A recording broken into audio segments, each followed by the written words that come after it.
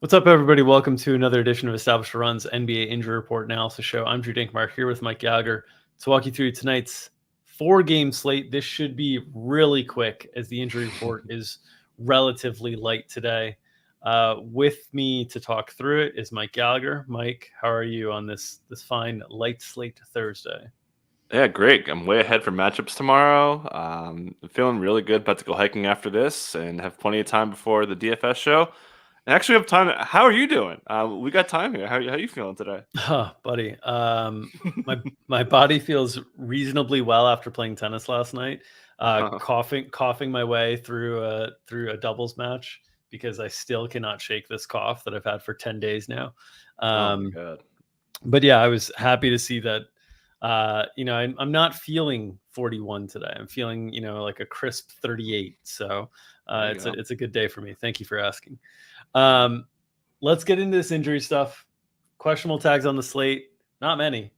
There's Mitchell Robinson for New York, who got the questionable tag second night of a back-to-back for the Knicks. He was limping in the fourth quarter of last night's loss in Miami. What are your expectations for Mitchell Robinson, and how would the Knicks look to replace him if you were unable to go tonight? Yeah, Fred Katz of the Athletics said that Mitch was feeling fine. Certainly seems like a precaution to put him questionable, but it's a back-to-back, and it's Mitch Robinson who's had a lot of leg injuries. So it sounds like he's going to play. If not, probably pulling Jericho Sims out of the rotation into the starting lineup. That's been kind of their go-to move. Certainly would help the minutes for Isaiah Hartenstein. And now they've got really good wings with Hart who could rebound.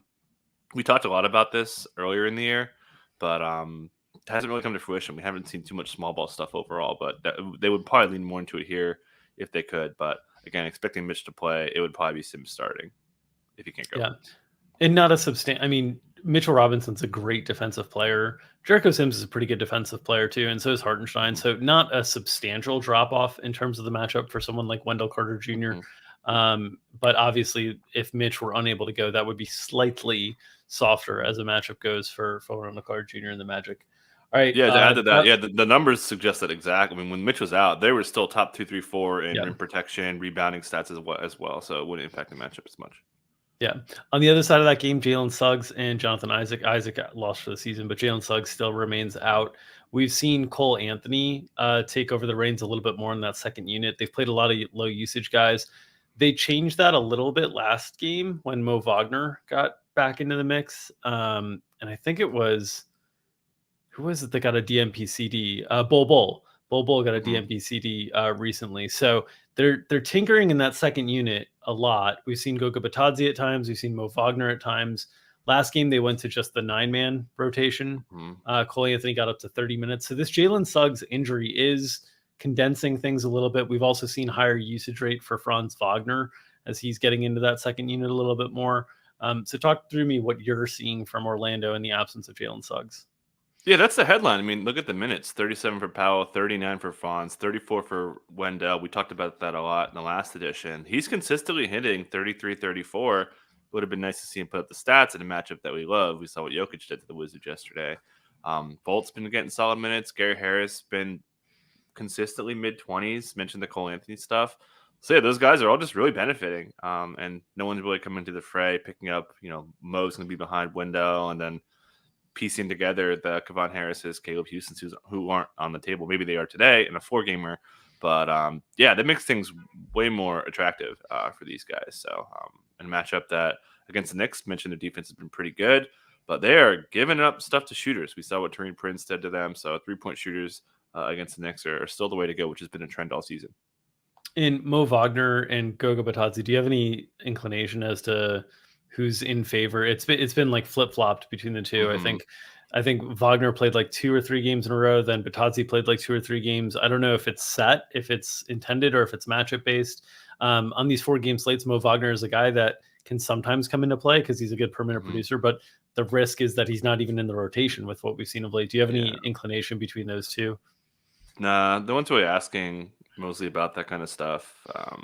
So yeah, don't have much to say. Okay, cool. New out tag, unfortunately, one we're going to see for a while, the rest of the regular season.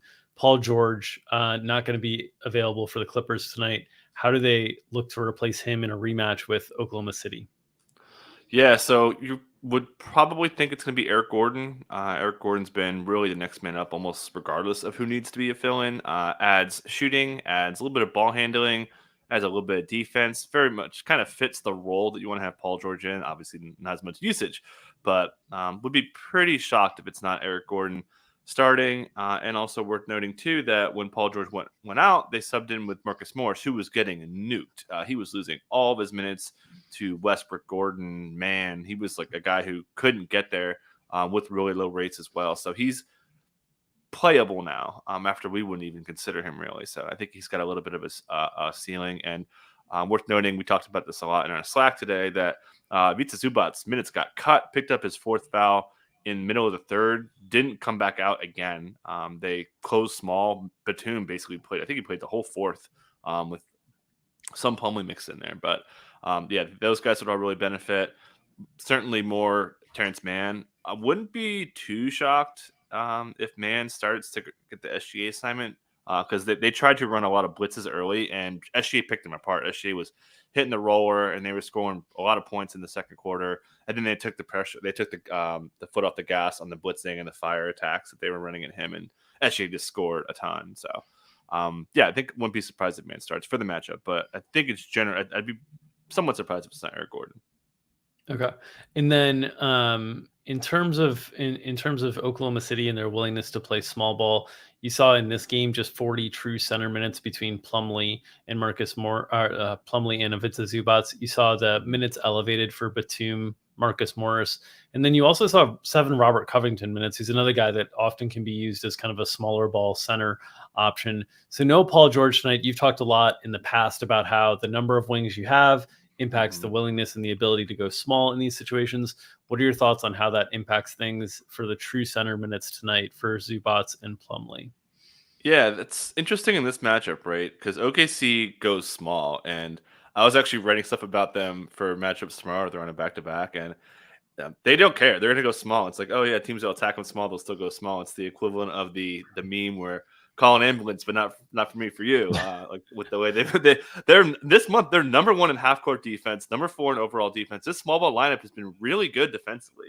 So Ty Lue had a comment saying that OKC gives up a lot of catch and shoot stuff, which if he's reading matchups, thank you. But something I've noted quite a bit. Obviously, he's way smarter than me.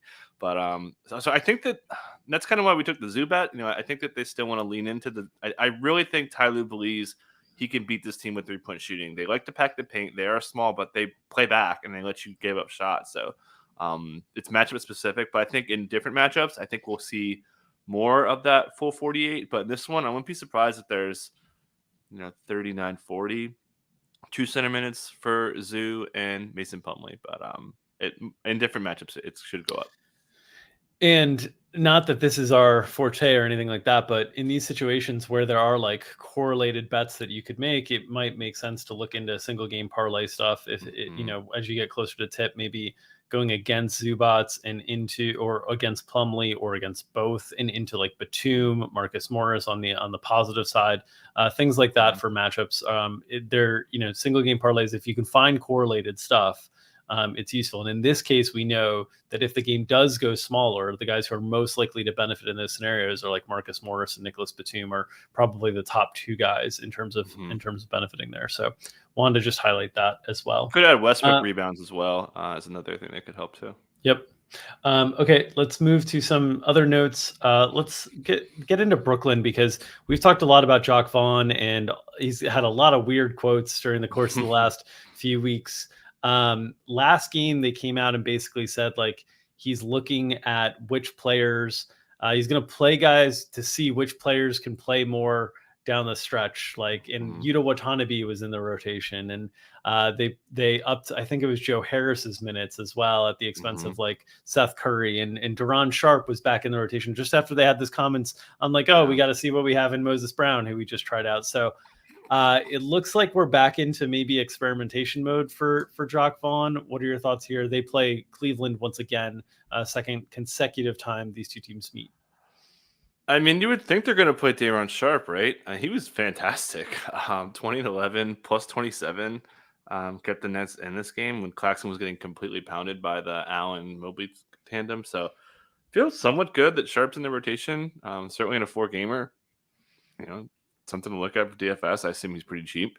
But yeah, after that, I mean, no confidence in the Cam Thomas's, Seth Curry's, Joe Harris's, Yuta. Poor Yuta got posterized again with Donnie on him and Donovan Mitchell a couple years ago. But yeah, Dorian Finney-Smith's minutes got cut. It was more or less because things kind of got out of hand. Cavs had a really big second quarter, but yeah, I don't have. I feel we'll definitely have a lot of our people in our chat for our DFS show love the backup center approach. So I'm sure there will be a lot of chatter for Day'Ron Sharpe today.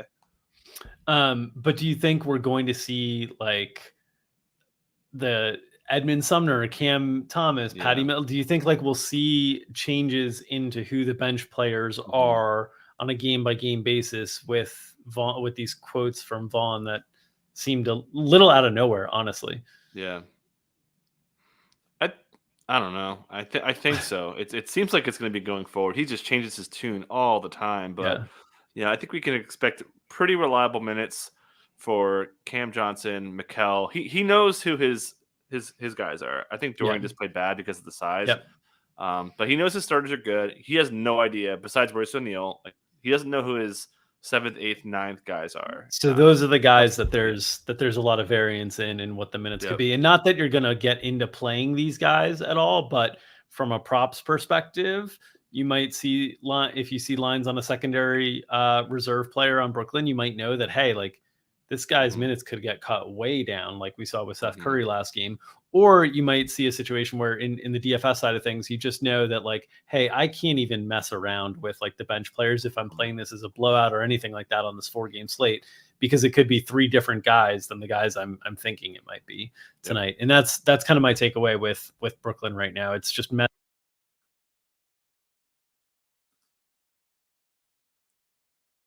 I lost you.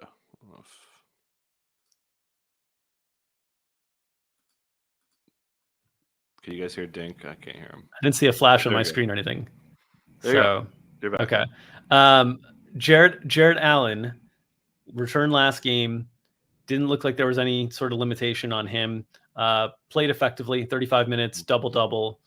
Any notes on Jared Allen and the Cavs for this one?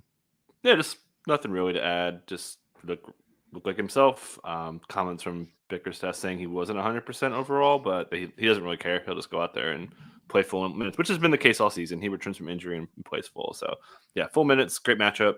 Perhaps plays a little bit better today.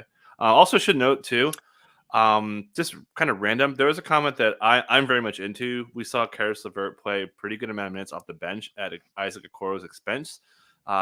LeVert was called a quote a pest defensively, where Isaac Okoro is more of a positional defender, which kind of makes sense, for the guys who like to kind of get downhill versus guys who are trying to get to their spots and where Okoro is defending. We talked a lot about when Okoro gets his minutes up, so may see a lot of LeVert minutes off the bench again.